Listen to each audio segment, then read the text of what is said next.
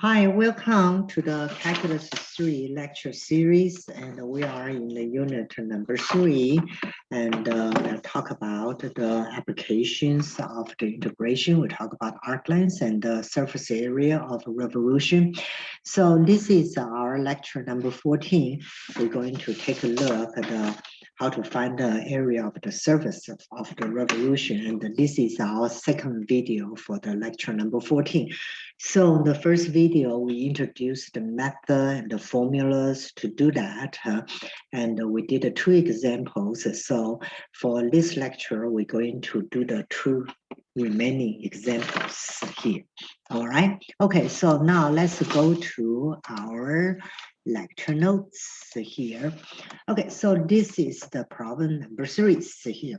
Okay, so the problem number 3 is here. Okay, so I said I want to find the surface area of the solid obtained by revolving sine 2x, x equal to from 0 to pi over 2 here about the x-axis here. All right, so this one is kind of like a pretty simple idea. So I have this one's here, the sine 2x from the x from the 0 to x to the pi over 2. So you have this one here, this is pi over 2. So this will be the sine 2x, right? Okay, now you were revolving along the x-axis. So you are looking for this surface area when you're rotating that. Right, so you see that, so when you're rotating that, so you're going to have right, so you're going to have a kind of the solid, the surface here. Okay, so now based on our, so because this is a rowing about the x-axis here, so we can know the surface area would just be equal to, you integrate from 0 to pi over 2 here, right? And then you have a 2 pi f of x, so 2 pi s of f of x is sine 2x, and then 1 plus f prime x. So the f of x here is what is sine 2x. So the f prime x, what is f prime x is 2 cosine 2x here, right? So 1 plus f prime x, so it's 1 plus 2 cosine 2x to the square, and dx is here. So for this ones here, we see, oh, this is a sine out here, have a cosine, so I know I can use u sub. So I will say u is equal to what?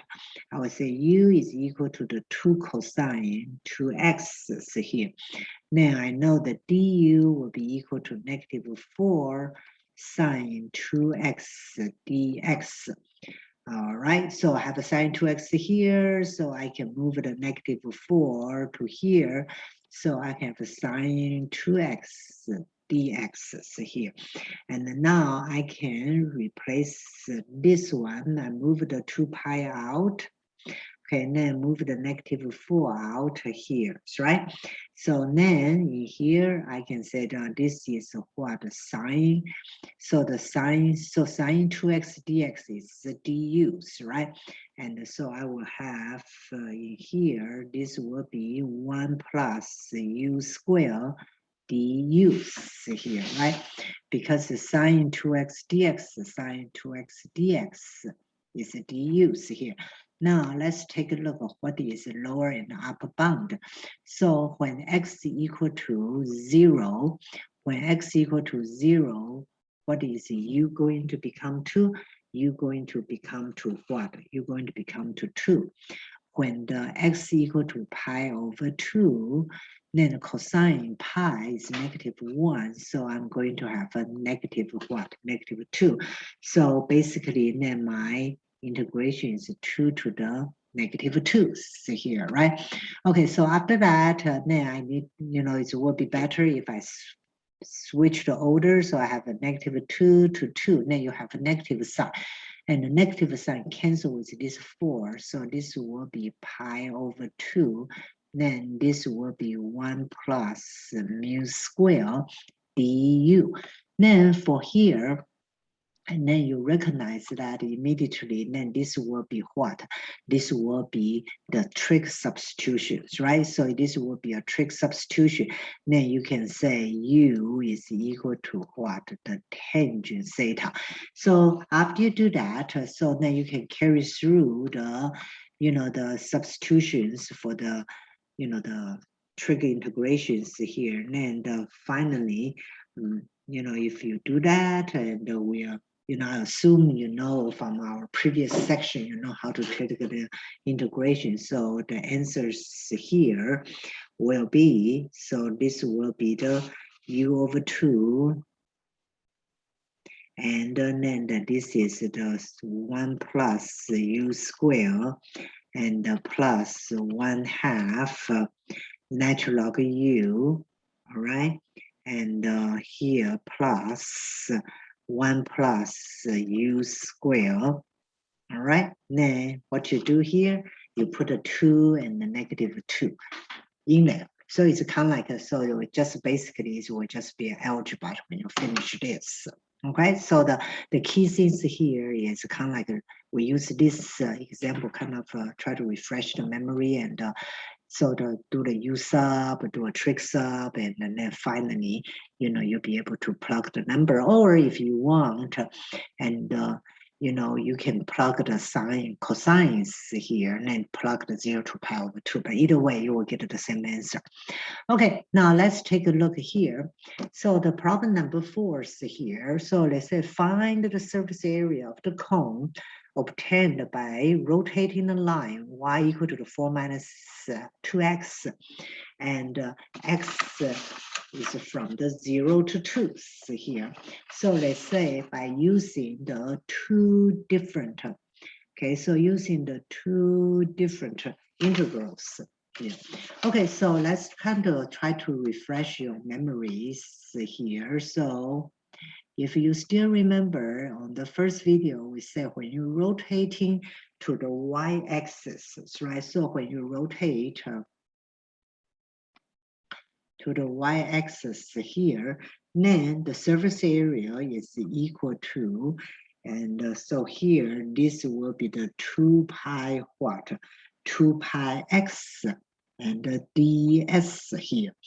And then in here, the ds is depend on, how do you write your functions, right? So the ds could be, is the, if the function you write as y equal to a function of x, you will say it's dy dx square, or you can say the ds here, right, is equal to 1 plus dx dy square if you write a function of x is as y here. So let's take a look. When we use both methods here, are we going to get the same answer or not? Of course, I hope that we do, right? All right, so let's take a look here. So let's take a look at the ds. Let's say if I'm using the first one, y is equal to the function of x. So I know y is equal to the 4 minus what? 4 minus 2x here, right? Then the dy dx is equal to the -2 here. Now I'm using this formula, so I said that s is equal to what? The 2 pi and the x here, right? And then times the square roots of the 1 plus -2 to the square dx. Then x is from 0 to 2 here, all right? So this one become pretty easy, right? So this is a 0, 2, then this is square roots of the 5. So I have a 2 pi square roots of the 5 x dx. And then we can, so this will be the pi square roots of the 5 x squared 2 to the 0, right?